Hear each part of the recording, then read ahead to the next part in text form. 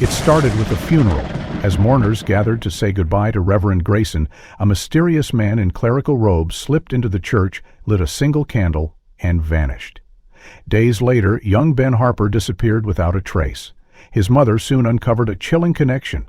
Her son had been secretly attending late lessons with the late pastor. What she discovered next would shake the entire town. The air inside St. Mary's Chapel was thick with the scent of old wood, beeswax, and fading lilies. Outside, a gray Midwestern sky hung low over the town of Mill Creek, as though nature itself mourned alongside its residents. The pews creaked softly under the weight of grief as friends, parishioners, and neighbors gathered to bid farewell to Reverend Walter Grayson, the town's beloved pastor for over 30 years. Linda Harper sat stiff on the third pew from the front, her hands clasped tightly in her lap, knuckles white. Beside her, her 8-year-old son Ben shifted uncomfortably in his pressed shirt and slacks, the stiff fabric clearly foreign to his normally carefree days. Linda barely noticed. Her eyes were fixed on the simple oak casket at the front of the church, a thin white cloth draped across it, bearing the gold-embroidered cross Reverend Grayson had worn on his vestments every Sunday. The service proceeded with familiar hymns and soft-spoken eulogies. Linda heard none of it. Her mind was adrift, replaying countless Sundays spent in these pews, Reverend Grayson's warm voice filling the sanctuary, his gentle eyes crinkling with kindness. He had baptized Ben, visited Linda after her husband's passing 2 years ago, and provided counsel during her darkest nights. He had been a rock, steady, unwavering, a fixture in Mill Creek. When the final hymn faded into silence, the congregation rose in quiet procession to pay their last respects. That's when Linda noticed him. Man she didn't recognize, tall, slender, with a gaunt face, shadowed beneath a worn black cassock, slipped in through the side entrance. His presence was incongruous, his movements deliberate yet restrained. Clutched in one pale hand was a single beeswax candle. He approached the altar with measured steps, eyes lowered. Linda watched, transfixed, as the man knelt beside the casket. The room seemed to hold its breath. With practiced reverence, he lit the candle from the tall votive, its small flame flickering defiantly against the dim church light. He whispered something inaudible, head bowed, then rose and, without a glance to the gathered mourners, turned and exited through the same side door. Whispers rippled through the pews. Linda glanced at Father Donnelly, the current officiant, who looked equally puzzled. After the final benediction, Linda approached him. "Who was that man?" she asked quietly. Father Donnelly frowned. I don't know. He wasn't part of the officiating clergy, not from our diocese nor any visiting priest I'm aware of."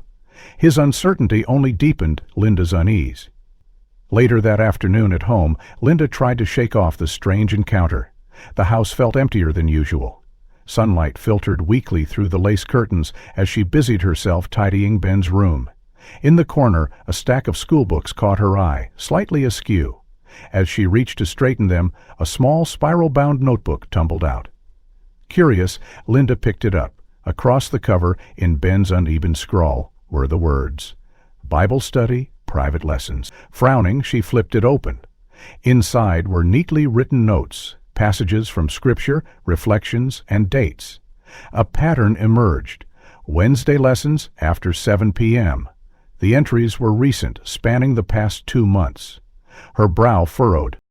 There had been no official church classes at that time.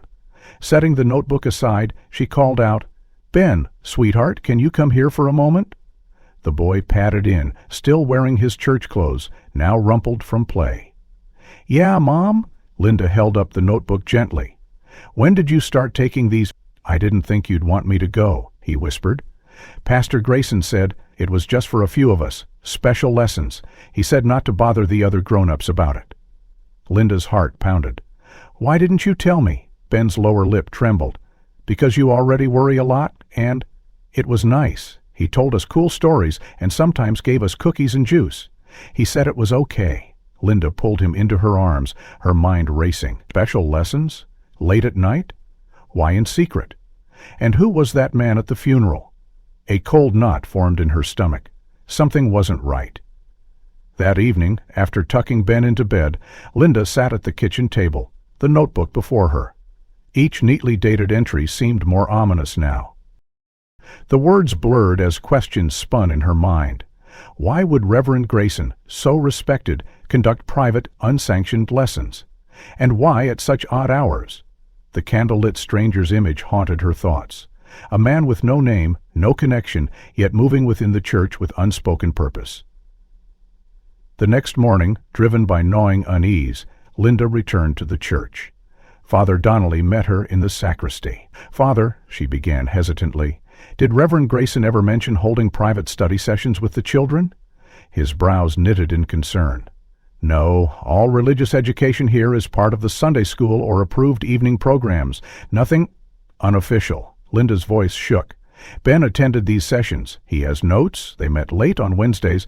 I need to know who else was involved." Father Donnelly paled. This is serious. I'll speak with the council, and the stranger, I'll inquire further." As she left the church, the crisp autumn air did little to steady her nerves. The safe world she thought she knew, her church, her trusted pastor, now felt shadowed by unseen forces. She glanced at Ben's school, wondering what other secrets her son might unknowingly carry. The first stone had shifted. Linda knew there was no turning back. The truth, however painful, had to be found. Linda Harper sat alone at her kitchen table as the late autumn sun dipped beneath the horizon, casting long shadows across the room. The spiral-bound notebook with Bible study private lessons scrawled on the cover lay open before her, its warm pages fluttering gently with the draft from the old window. Her coffee had long gone cold, untouched as her eyes scanned line after line of Ben's childlike handwriting. The entry that had triggered her growing unease stared back at her once more. Wednesday lessons after 7 p.m. Her gaze traced the dates, every week for nearly 2 months, right up until Reverend Grayson's sudden death. Linda's breath caught as a chill pricked her skin. These sessions were never mentioned in church bulletins or parish newsletters. Ben had never spoken of them. And now, Reverend Grayson was gone, leaving behind questions that coiled tighter around her heart with each passing moment. Sleep eluded her that night. Instead, Linda sat in the dim glow of her bedside lamp, the notebook resting on her lap. When she finally drifted into restless slumber, images of Reverend Grayson's kind eyes blurred into the gaunt face of the mysterious man at the funeral, his candle's flame burning unnaturally bright against the darkness. Morning brought no relief. After dropping Ben off at school, she returned to the church with a resolve hardened by sleepless hours. The heavy oak doors of St. Mary's creaked open under her trembling hands, revealing the quiet stillness of the sanctuary within. Father Donnelly stood near the altar arranging hymnals, his expression brightening briefly before falling into a somber frown at the sight of her. "Mrs. Harper," he greeted gently, "I'm glad you came. I've been meaning to follow up after our conversation yesterday." "Father," Linda began, voice tight with tension, "I need to know more about these Wednesday lessons. Ben's notebook mentions them every week for the past 2 months. They were held after 7. Were you aware of this?" Father Donnelly's brow furrowed. "No," he said slowly. "Our official programs end no later than 6:30 on Wednesdays. The church should have been locked after that." Linda's breath quickened. "Then why was my son here, alone with Reverend Grayson?" The priest hesitated, then gestured toward the small office off the nave. "Come," he said softly. Inside, the room smelled faintly of incense and old paper. Father Donnelly pulled out a worn binder labeled Building Security Logs. Flipping through the pages, he paused, finger-tracing entries for recent weeks. "Our custodian, Mr. Alvarez, logs the time he secures the building each night," he explained. "If the church was opened after hours, it should be here." Linda leaned closer, her heart pounding. Each Wednesday for the past 2 months showed the same pattern. Church locked at 6:30 p.m. with no re-entry recorded. "But Ben's notebook says otherwise," she whispered. Father Donnelly's frown deepened. "There's another way to confirm this." Rising, he led her down a narrow hallway to the modest security room. On one wall, a bank of aging monitors flickered softly, cycling through views of the sanctuary, entryways, and classrooms. Beside them, a battered desktop computer whirred quietly. "All camera footage is stored digitally," Father Donnelly explained, seating himself before the screen. "Let's review the past 2 months." Linda watched as he navigated the archive menu, selecting recent Wednesdays. The footage loaded, parishioners leaving after choir practice, Mr. Alvarez locking the main doors, the sanctuary falling into stillness. Then the feed skipped, a blank gap between 7 p.m. and midnight. Father Donnelly's fingers hovered uncertainly over the mouse. That's not right, he murmured. These cameras record continuously. He tried another Wednesday. The same result, footage missing precisely during the hours Ben's notebook referenced. A sick knot formed in Linda's stomach. "Why is it gone?" she demanded, voice shaking. "It could be a system error," the priest offered weakly, though doubt clouded his eyes, "or someone may have deliberately erased it." "Who has access?" Linda pressed. "Only myself, Mr. Alvarez, and Reverend Grayson." Father Donnelly swallowed hard. "And perhaps someone with advanced technical knowledge if they wanted to bypass the system." Linda's pulse raced. "Father, I need to know who else was here during those nights. I need a list of anyone with a key, anyone who could have been inside." Father Donnelly nodded solemnly. "I will check the key log, and I will speak with the diocese IT consultant about retrieving the missing footage." "Please," Linda whispered, her voice breaking a reassuring hand on her shoulder, though his own uncertainty bled through his words. "We'll get to the bottom of this." As she left the church, the autumn wind sliced through her coat, sharp and unforgiving. The quaint, familiar streets of Mill Creek now seemed shadowed by unseen dangers. Each friendly face she passed stirred suspicion, each kindly smile a possible mask. Returning home, Linda sat once more at the kitchen table, the notebook before her. Her fingers traced the looping script of Ben's innocent notes, her mind spinning. Reverend Grayson, a man she had trusted implicitly, had conducted secret lessons in the church after hours, lessons her son had been drawn into, unknowingly ensnared in something far darker than he could understand. The missing footage gnawed at her. Someone had gone to great lengths to erase those nights, to obscure what had happened within the church's sacred walls. And then there was the stranger, his sudden appearance at the funeral, his silent vigil by the casket, his departure by the work. Who was he? How was he connected to these secret lessons and the missing surveillance? The questions pressed down on her, suffocating in their weight. Across the room, the old landline rang, its shrill tone slicing through her thoughts. Startled, Linda rose and answered. A static-laden voice spoke on the other end. "Mrs. Harper, you don't know me, but I think you should stop asking questions about Wednesday nights." The line went dead. The receiver slipped from Linda's trembling fingers, clattering against the table. Her pulse thundered in her ears. Someone was watching. Someone who didn't want the truth uncovered. Heart pounding, Linda turned toward the notebook once more. Whatever secret St. Mary's Chapel held, she was no longer merely seeking answers. She was now being warned to turn away. But she couldn't. Not with Ben's safety at stake, not with the darkness that seemed to thicken with each revelation. A storm was gathering around Mill Creek, and Linda knew, with chilling certainty, that she was now standing at its heart. The phone call haunted Linda Harper long after the line had gone dead. Its ominous warning echoed through her mind, feeding the growing dread coiled tight in her chest. She had spent the rest of the night pacing the living room, the notebook clutched in her trembling hands, her eyes darting to the darkened windows every few minutes. Dawn brought no relief. The shadows had retreated, but the threat remained. After dropping Ben off at school, Linda returned once again to St. Mary's, her determination steeled by fear rather than diminished. Father Donnelly greeted her with a tired expression. "I contacted the IT consultant," he said quietly. "He'll arrive tomorrow to try recovering the missing footage. But there's something else." He glanced down the hall, then gestured for her to follow. In the maintenance room, amidst coils of wire and toolboxes, a middle-aged man in faded coveralls looked up from a tangled mass of cables. "Linda, this is Mr. Harris, our church electrician," Father Donnelly introduced. The man wiped his hands on a rag and extended one. His grip was rough, calloused. "Ma'am," he said simply. Mr. Harris, Father Donnelly continued, had something interesting to share about the past few months.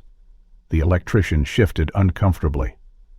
"Didn't think much of it at the time," he began, voice gruff, "but now, hearing about those missing recordings, He rubbed the back of his neck.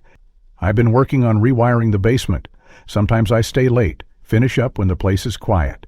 Past couple months, I'd see someone coming and going Wednesday nights. Tall fellow, gaunt-looking, always wearing a black robe or something like it." Linda's breath caught. "Did he have a thin face, pale skin, hollow eyes?" Harris nodded slowly. Sounds about right. First time I figured maybe one of the new clergy, but he wasn't with Father Donnelly here, and after a while I noticed a pattern. Every week, same time, he'd unlock one of the classroom doors, the small one by the east wing, and stay inside for a while. Light on, doors shut. Sometimes I'd hear faint voices. Kids maybe, but I ain't one to pry. Linda's heart pounded. "Did Reverend Grayson ever accompany him?" Harris frowned. "Only once or twice. Most of the time he was alone. Sometimes he'd leave real late, past midnight. Never saw where he went after." Father Donnelly looked grim. "That man matches the description of someone who attended Reverend Grayson's funeral. We still don't know who he is." Linda's mind reeled. The man at the funeral, the one who had lit the candle and vanished, now linked directly to the secret lessons her son had attended. "Could you show me which classroom he used?" she asked. Harris nodded. Together, they made their way down the dim hallway to a small, nondescript door tucked beside the east wing. Harris gestured. "That's the one." Linda reached out, fingers brushing the cool brass handle. The door was locked. "I'll get the spare key," Father Donnelly offered. Minutes later, they stepped inside. The room smelled faintly of dust and candle wax. A chalkboard bore remnants of wiped-away writing. Scattered on the table were abandoned worksheets and children's drawings. A small stack of worn Bibles sat neatly in one corner. Linda's gaze landed on a sheet of paper half tucked beneath a textbook. With trembling fingers, she pulled it free. It was a child's drawing, crayon figures of children holding hands beneath a cross. But one figure stood apart, tall, cloaked in black, its face a scribbled void. Beneath it, a child's shaky hand read, "Wednesday, teacher." She clutched the paper to her chest, bile rising in her throat. "Ben drew this," she whispered. The resemblance was unmistakable. Father Donnelly's face had gone pale. "We must alert the authorities," he said softly, but Linda's instincts screamed for more answers first. Later that afternoon, Linda waited anxiously outside Ben's school. As children spilled out into the crisp autumn air, she scanned the crowd until she spotted Ellie, one of Ben's closest friends. "Ellie, sweetheart," Linda called gently. The girl approached, eyes bright beneath her knitted hat. "Hi, Mrs. Harper." Linda crouched to her level. "Can I ask you something? It's important. Did Ben ever mention his Wednesday lessons?" Ellie nodded solemnly. "Aha, he said they were special. He said he was one of the chosen kids." The phrase made Linda's blood run cold. "Did he ever tell you how he got home afterward?" Ellie hesitated, fidgeting with the strap of her backpack. "He said a nice man from the church would drive him. Not you." Linda's breath caught. "Did he say who the man was?" Ellie shook her head. "No, just that he wore a long black coat, and that he always told Ben not to tell anyone, that it was their secret." Tears pricked Linda's eyes. She forced a smile. "Thank you, sweetheart. You've helped a lot." Ellie smiled and skipped away, unaware of the storm her innocent words had unleashed. Heart hammering, Linda climbed back into her car. The pieces were falling into place, each one darker than the last. Someone had led Ben into secret lessons, someone had erased evidence, and someone had warned her to stop. But stopping was no longer an option. She gripped the steering wheel, her knuckles white. The man in the black robe wasn't a phantom. He was real, and now she had a witness to prove it. But who was he? Why was he so deeply entwined with Reverend Grayson's final months? And what, exactly, had her son been taught behind those locked doors? Linda gripped the steering wheel as she drove home, the weight of Ellie's words pressing heavier than the gray clouds gathering overhead. The image of the tall figure in black, the void-faced drawing clutched against her chest, refused to leave her mind. Every instinct told her the danger was closer than anyone in Mill Creek dared imagine. By the time she parked in her driveway, her pulse had not slowed.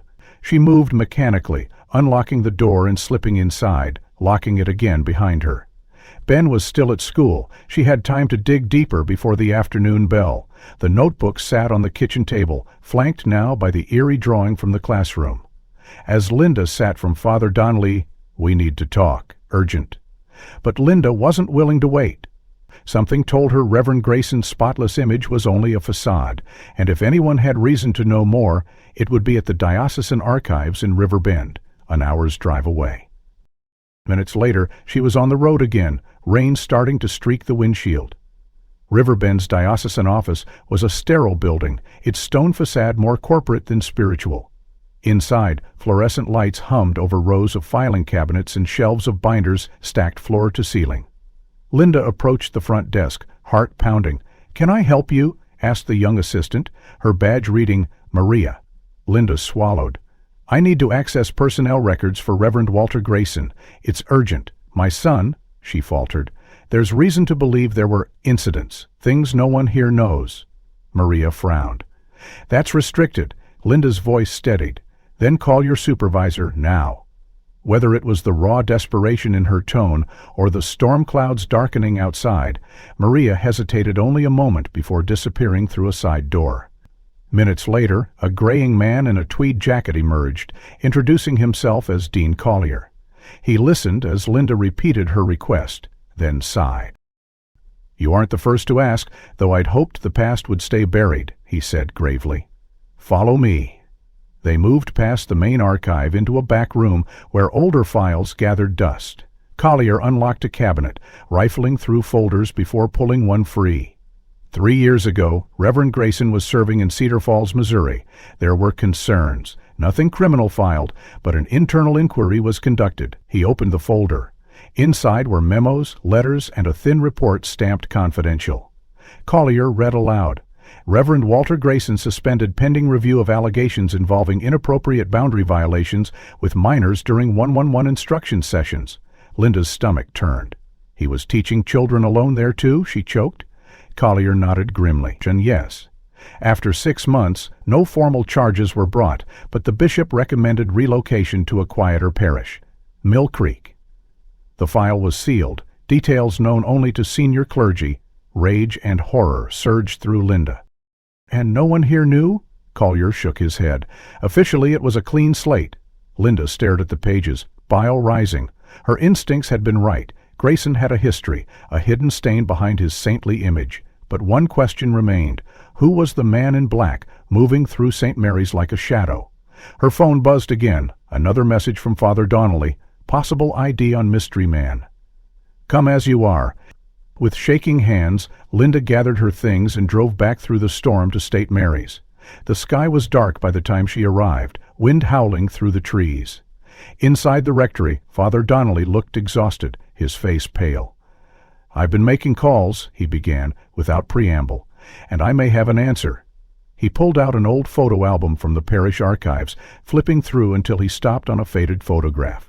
A younger Reverend Grayson stood beside a solemn-looking boy, perhaps 12 or 13, dark-haled and pale-eyed. The resemblance to the man from the funeral was unmistakable. "This is Daniel Grayson," Father Donnelly said softly. "Walter's adopted son, orphaned at 5, taken in by Walter. But he vanished 15 years ago, ran away after his 16th birthday. No one saw him again." Linda's breath caught. "You think that's him? The man at the funeral?" Donald nodded. "It matches the description, and there's more." He held up a printout of a police report. Daniel's disappearances was listed as a runaway case, but there were inconsistencies, claims of abuse, allegations that never stuck. Walter denied everything, said the boy was troubled. The file was closed. Linda's mind raced. The son of Reverend Grayson, now returned, moving in and out of the church, leading secret lessons, driving Ben home at night. Why would he come back, she whispered. "What does he want?" Father Donnelly looked grim. "I don't know, but if he's involved, and if he erased that footage—" Linda rose abruptly, heart pounding. "We need to find him, now." Father Donnelly grabbed her arm. "Careful, Linda. This man is a ghost. He's been hiding in plain sight. If he's returned, it's for a reason, and it may not be one we can confront alone." But Linda shook her head, adrenaline overwhelming fear. "Hey, has my son tangled in this? I won't wait." Lightning cracked outside, illuminating the darkened chapel. The storm had broken over Mill Creek, so had the illusion of safety Linda had once known. Somehow out there, Daniel Grayson was moving unseen through the town. His father had ruled in shadows, and her son had been within his reach. Linda knew she had to act fast. Rain hammered against the windshield as Linda sat in her car outside the church, her knuckles white against the steering wheel. The revelation of Daniel Grayson's return, his connection to the secret lessons, and the dark past of Reverend Grayson had shattered whatever fragile calm she had clung to. Her mind raced, each thought sharper and more urgent than the last. Ben had been alone with Daniel. Others might have been too. She had to know how deep this ran. The next morning, despite the storm's lingering chill, Linda forced herself to attend a hastily called parent meeting at St. Mary's, arranged by Father Donnelly under the guise of increased safety awareness. It was a thin cover for the turmoil behind the scenes. The parish hall buzzed with hushed conversations, nervous glances exchanged between parents. Linda spotted Marjorie Keller near the coffee table, another single mother in the congregation, her 10-year-old son Lucas often seen playing with Ben. Linda approached, voice low. "Marjorie, can I ask you something? Did Lucas ever mention those Wednesday lessons?"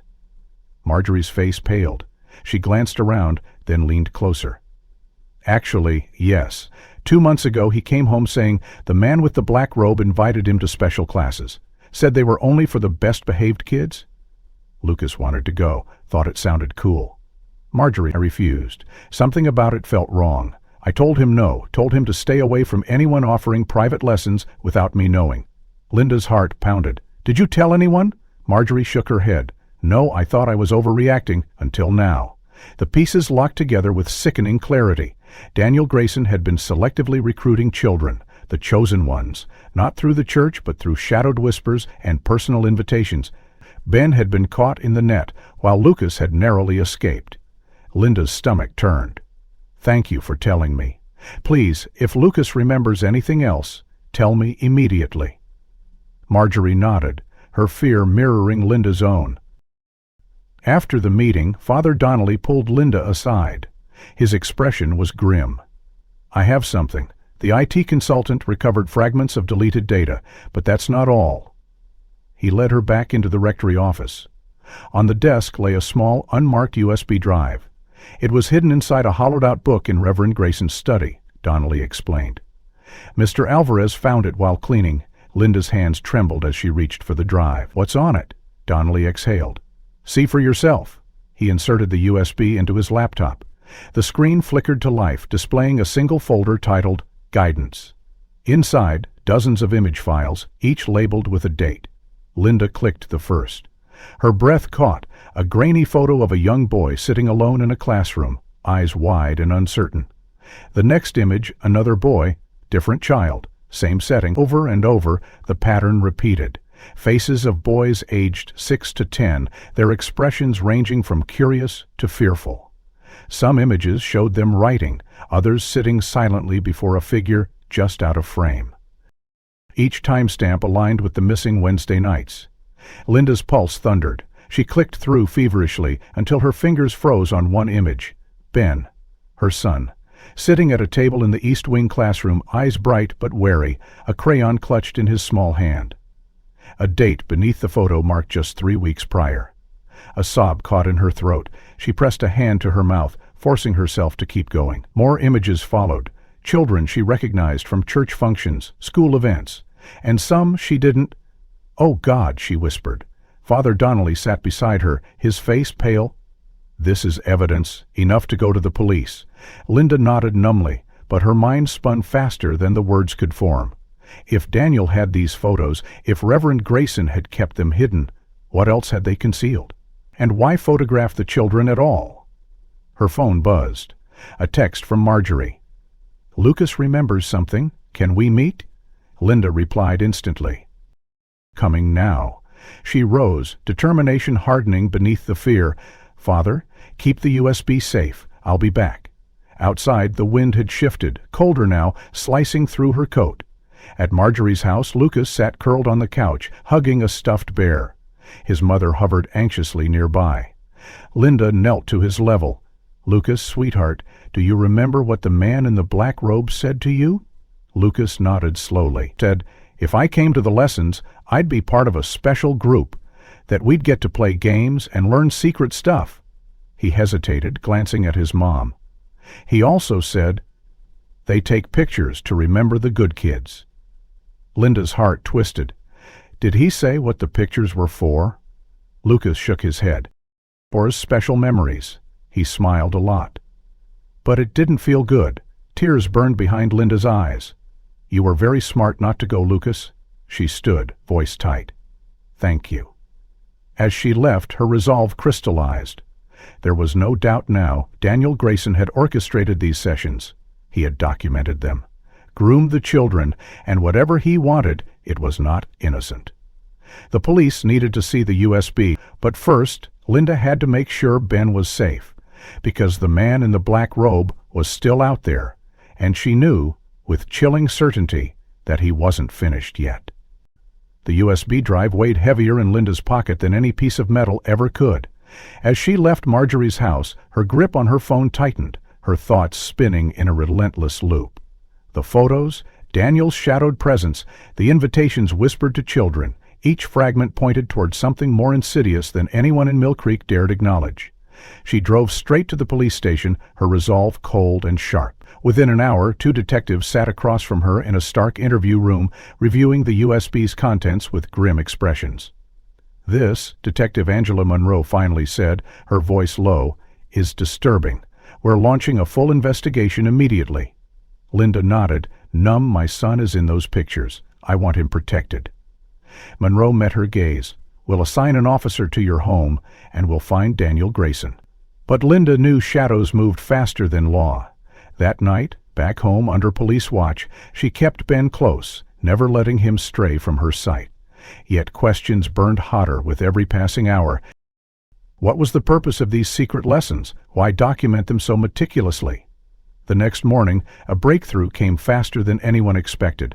The police found Daniel Grayson in an abandoned rectory house outside town, one once used for visiting clergy, long since fallen into disrepair. They brought him in without incident, though officers reported he'd gone willingly, almost serene. Linda arrived at the station within minutes of hearing the news, heart pounding. Through the one-way mirror, she watched Daniel sit in the interrogation room, gaunt, eyes clear but unsettlingly calm, hands folded neatly on the table. Detective Monroe entered the room, voice steady. "Daniel Grayson, we have evidence tying you to unsanctioned contact with minors, recorded sessions in the church, and the deletion of surveillance footage. Do you understand the charges against you?" Daniel smiled faintly. "You misunderstand," he said softly. "This wasn't about harm. It was about preparation." Monroe's brow furrowed. "Explain." Daniel leaned forward, eyes gleaming with a conviction that sent a chill through Linda, even from behind the glass. "My father and I created a sanctuary, a place for special children, the one society overlooks, a retreat beyond the rigid rules of the church. We called it the Renewal Group. It was voluntary. The children learned discipline, faith, strength. We documented their growth as a record of their journey." Monroe's voice sharpened. "You operated without church approval. You coerced children, photographed them without consent, erased security footage. That isn't a sanctuary. That's predatory." Daniel shook his head. "You see corruption because your world is corrupted. We offered clarity, purpose. The church feared what they didn't control." He smiled again, a serene, maddening curve. "And the Renewal Group isn't gone. It continued." Monroe pressed harder, but Daniel grew more cryptic, offering little else. From the observation room, Linda's stomach turned. His calm certainty, the language of cults disguised as mentorship, sent ice through her veins. The Renewal Group, who else had been involved? How deep did this run? Hours later, exhausted and hollowed, Linda returned home with Ben. Police assured her Daniel was in custody, but unease gnawed at her. As she tucked Ben into bed, he clung to her tighter than usual. "Mom," he whispered, voice small, "when can I go back to the special lessons?" Linda's breath caught. "You won't be going back, sweetheart. Those lessons weren't safe." Confusion clouded Ben's eyes. "But Teacher Daniel said I was doing so good. He said I was special." Tears burned behind Linda's eyes. She held him close, voice steady despite the ache in her heart. "You are special, my love. You don't need secret lessons to be—" Ben nodded sleepily, but Linda knew the seeds planted by Daniel ran deep. After he drifted to sleep, she returned downstairs, needing a moment to breathe. Her laptop blinked with a new email notification. Frowning, she opened it. The message bore no sender address, no subject line. The body contained only a single sentence. "He's not gone. He's learning." Linda's blood froze.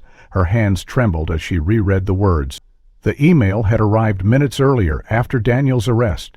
The implications twisted cold dread through her veins.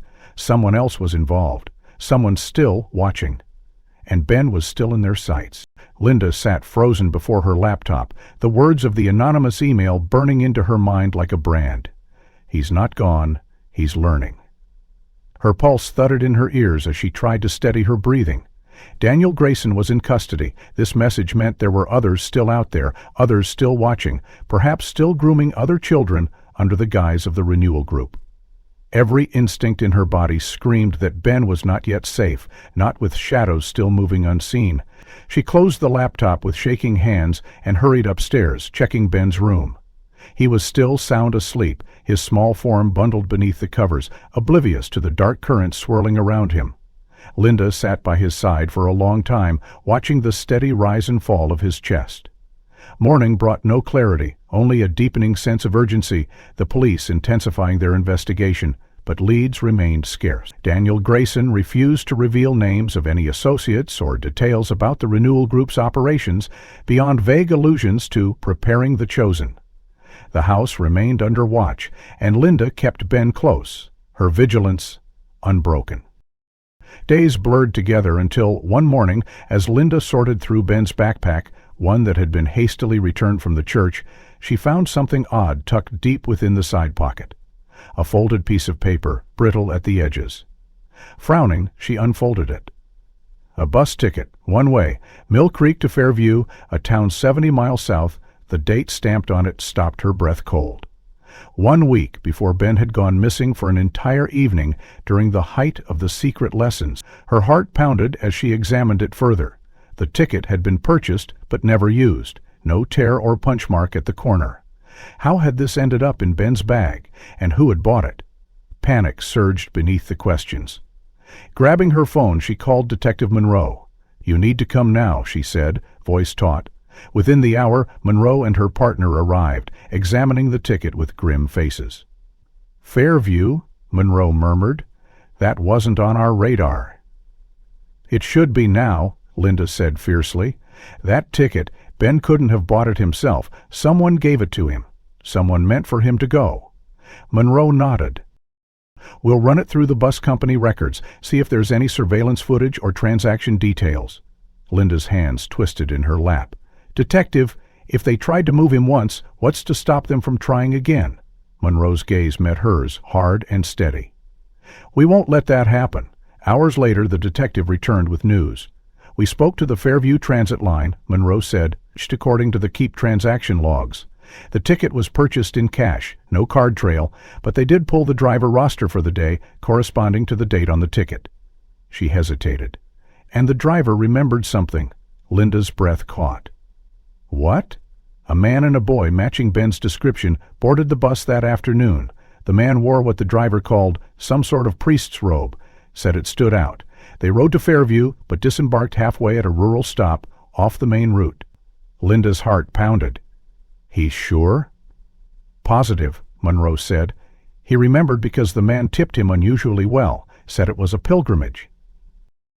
The driver thought it odd but harmless. Linda felt her knees weaken. She gripped the edge of the table. "So Ben, he was on that bus? With Daniel?" "It would appear so," Monroe confirmed.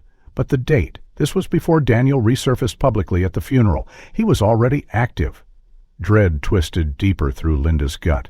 "What about the rural stop? Did the driver give a location?" "He did," Monroe replied. "We've dispatched a search team to canvass the area." Linda's mind reeled. Daniel had moved Ben once, possibly in preparation for taking him entirely away from Mill Creek. The USB photos, the anonymous email, the ticket, all signs pointed to an operation far more organized than anyone had suspected. And the renewal group, who else remained involved? The answer felt closer, yet maddeningly out of reach. Later that evening, after Ben had fallen asleep, Linda sat alone in the living room, the bus ticket spread before her like a map to some hidden, terrible truth. Her phone buzzed, another email notification. Her blood ran cold as she opened it. Again, no sender, no subject. This time, only 2 words, "Still watching."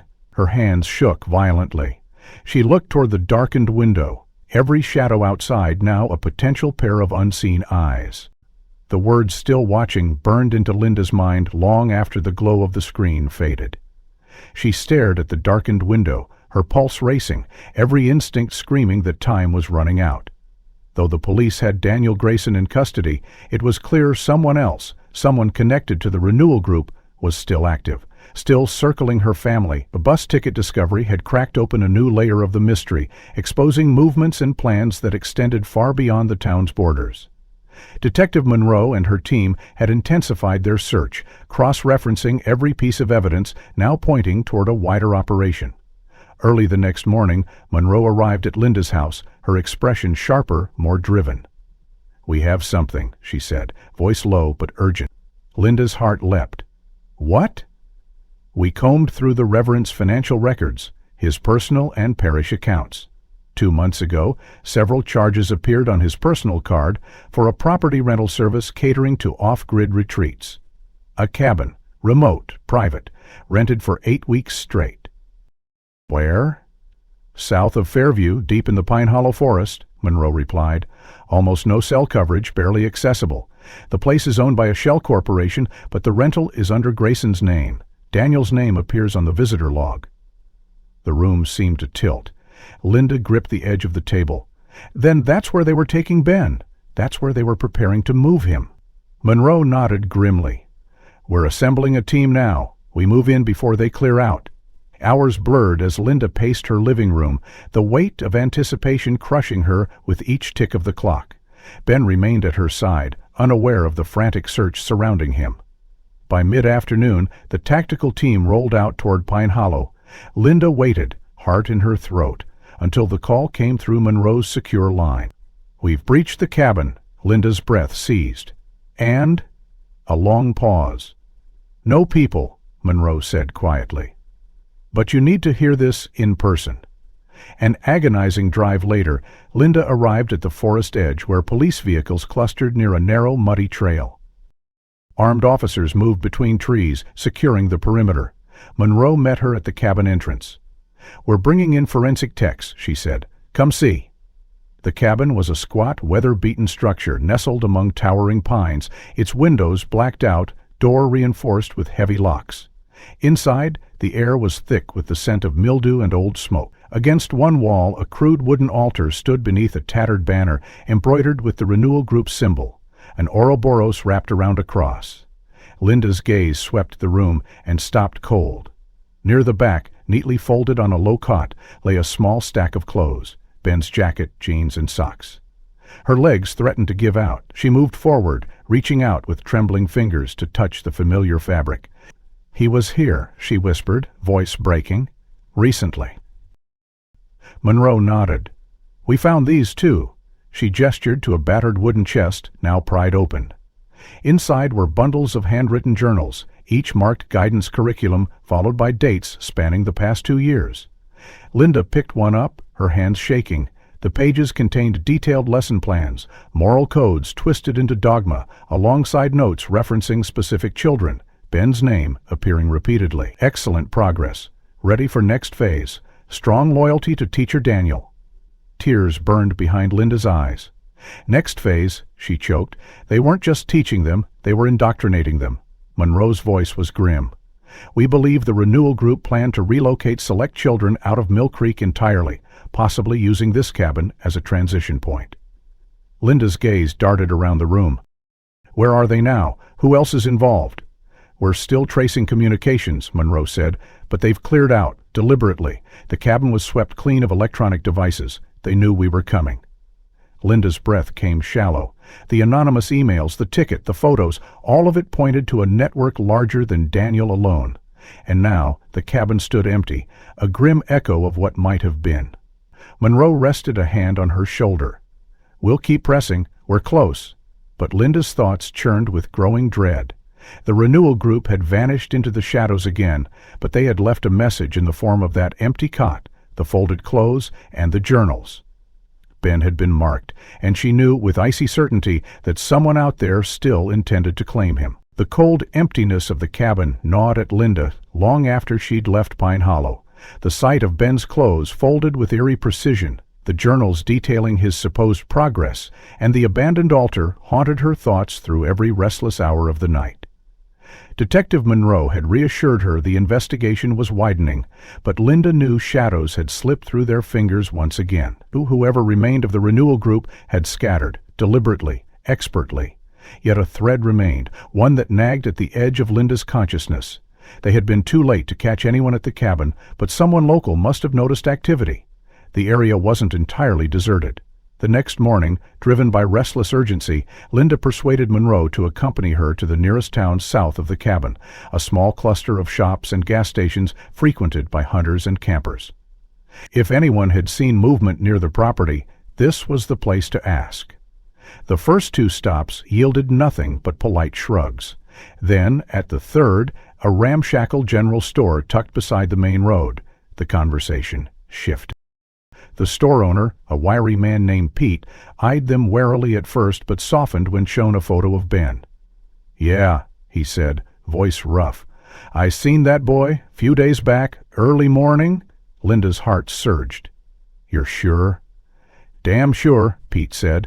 "Came in with a man, not the preacher type, though. Rough clothes, beard, looked more like a drifter or woodsman.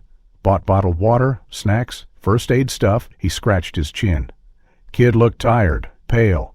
The man paid cash, real careful not to draw attention." Monroe leaned forward. "Did you hear them speak?" Pete nodded. "The man told the boy to stay close, called him Ben." Linda swallowed hard. "Was the preacher, Daniel Grayson, with them?" Pete shook his head firmly. "Nope, just the one man and the kid. Haven't seen him since." Outside the store, Linda paced the cracked pavement, adrenaline surging. "Someone helped Ben escape," she said breathlessly. "Someone outside the renewal group." Monroe's expression tightened. "Or someone on the fringe of it, trying to pull him out before things went too far."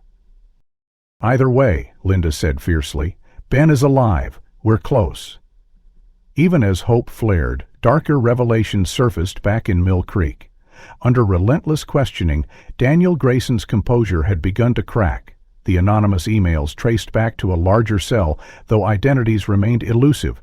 But during a late-night session, another truth finally emerged. Linda sat with Monroe behind the observation glass once more, watching as Daniel, pale and drawn, faced the detectives. "Why now?" Monroe asked, voice a low bass. "Why return after 15 years? Why involve these children?" Daniel's gaze flickered. "I never left," he whispered. "The renewal group never ended. My father, he called me back." Monroe pressed harder. "Your father, Reverend Grayson, why isn't he here to answer for this?"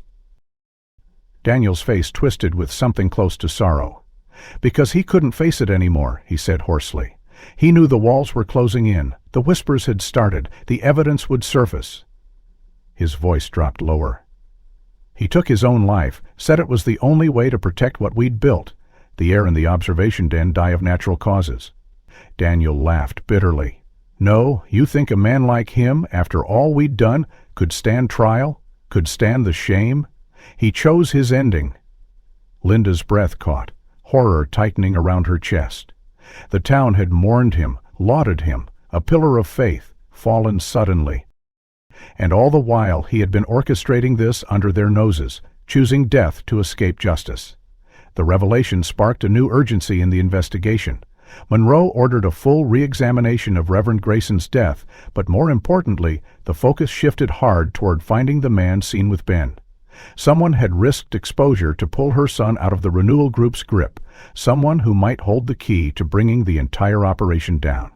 Linda clung to that hope as the hours stretched into another restless night. Somewhere out there, Ben was alive, and someone, unknown, unseen, was helping him.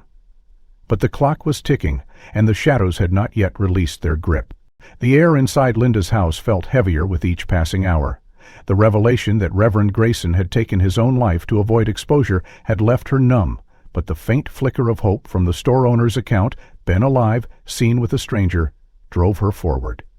Detective Monroe's team expanded the search radius around Pine Hollow, questioning locals, combing through security footage from rural roads, and shot. Days passed in a fog of tension until a call came that shattered the waiting. Monroe's voice was tight but calm. "Linda, we have a development. A man turned himself in at the county sheriff's office this morning, claims he's protecting your son. We're bringing him in now. You'll be the first to know." An agonizing hour later, Linda sat once more in the observation chamber. His posture was weary but steady, eyes shadowed by years of something deeper than guilt. "Name's Robert Hale," Monroe explained. "Local handyman, lived off-grid most of his life. His file's thin, he's a ghost in most systems." Through the glass, Linda watched as Hale folded his calloused hands on the table. "You wanted to talk?" Monroe began. Hale's voice was rough but clear. "I know who you're looking for, the boy Ben. He's safe, with me." Linda's heart lurched. Monroe kept her tone even. "How did you come to be involved?" Hale exhaled a long, shaky breath. "Because I've been where he was. Years ago, Grayson did the same to me. I was 8, one of his first special students." His voice caught, and he pressed trembling fingers to his brow. "I ran, never spoke of it, spent decades trying to outrun the nightmares.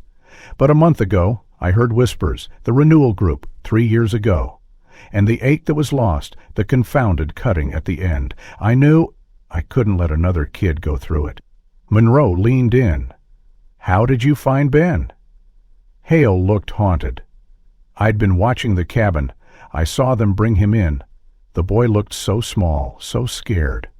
I waited until Daniel left one night. He always left late, to meet someone. That morning I got Ben out." Monroe's eyes narrowed. "And why not come forward sooner?" Hale's gaze flickered. "Would you have believed a broken man with no record, no family?" "I needed to make sure Ben was safe first." Monroe's voice softened. "Where is he now?" Hale's knuckles whitened. "My place, off an old logging road. He's scared, doesn't trust anyone, not even me fully. But I've kept him warm fed, away from the others." Linda's hands trembled. Tears pricked her eyes. "I want to see him," she whispered. Monroe nodded. "We're moving now." The drive through winding forest roads felt endless, every mile thick with dread and hope. Finally they reached a battered cabin tucked beneath towering pines. Officers approached cautiously, but Hale raised his hands in surrender. "He's inside," he said softly. Monroe signaled Linda forward. Heart pounding, she stepped into the dim interior. There, huddled beneath a threadbare blanket on a worn couch, was Ben. Pale, thin, eyes wide with terror as the door opened. "Ben," Linda choked, rushing forward, but as she neared he shrank back, clutching the blanket tighter. "No," he whimpered. "Don't take me back, don't make me go." Her heart shattered. "Sweetheart, it's me. It's Mom. You're safe now. You're not going anywhere you don't want to." Tears streamed down her face as she knelt, keeping her distance. "I missed you so much. I love you so much." Ben's gaze flickered, confused, haunted. "Dex said you wouldn't want me anymore. That I was bad." "No," Linda sobbed. "Never. You are my son. Nothing could change that." Hours passed in a delicate dance of reassurance. Counselors arrived, gentle voices weaving trust where terror lingered. Hale sat quietly nearby, a broken guardian who had done what no one else dared. By evening, Ben's wary gaze softened. Can I come home?" he whispered. Linda gathered him into her arms, tears falling freely. "Yes, my love, yes." As they left the forest behind, Linda held Ben close, knowing the road to healing would be long. But he was alive. He was home. And as the first stars pierced the night, hope flickered anew against the darkness.